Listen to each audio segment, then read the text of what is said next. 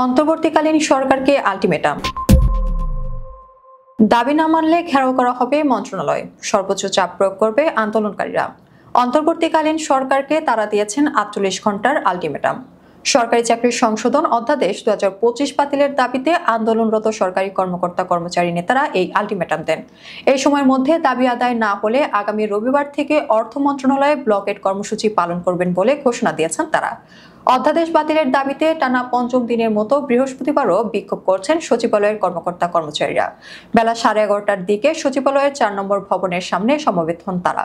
এক পর্যায়ে তারা বসে পড়ে বিভিন্ন স্লোগান দিতে থাকেন। আন্দোলনের নেতৃত্ব দিচ্ছে বাংলাদেশ সচিবালয়ের কর্মকর্তা কর্মচারী ঐক্য ফোরাম। সংগঠনটির কো চেয়ারম্যান মোহাম্মদ বাদিউল কবির ও মোহাম্মদ নুরুল ইসলাম, কো মহাসচিব নজরুল ইসলাম সহ অন্যান্য নেতারা বিক্ষোভে অংশ নেন। এর আগে বুধবার সমাবেশ থেকে বিক্ষোভকারীরা জানান, 18 জুনের মধ্যে দাবি মেনে নিয়ে সংশোধিত অধ্যাদেশ বাতিল না করা হলে আগামী রবিবার 22 জুন থেকে লাগাতার ও কঠোর আন্দোলনের কর্মসূচি ঘোষণা করা হবে। সেই আন্দোলনে দেশের সব সরকারি কর্মচারীদের সম্পৃক্ত করে কর্মসূচি দেওয়া হবে বলেও হুঁশিয়ারি দেওয়া হয়। বুধবারের সমাবেশ থেকে নুরুল ইসলাম আগামী দিনের কর্মসূচি ঘোষণা দেন। তিনি বলেন, আমাদের দাবি মানা না হলে 22 জুন থেকে সারা দেশের সরকারি কর্মচারীদের নিয়ে লাগাতার ও কঠোর কর্মসূচি শুরু করা হবে। তাদের দেওয়া হুঁশিয়ারি অনুযায়ী বৃহস্পতিবার তারা সরকারকে 48 ঘন্টার আলটিমেটাম দেয়।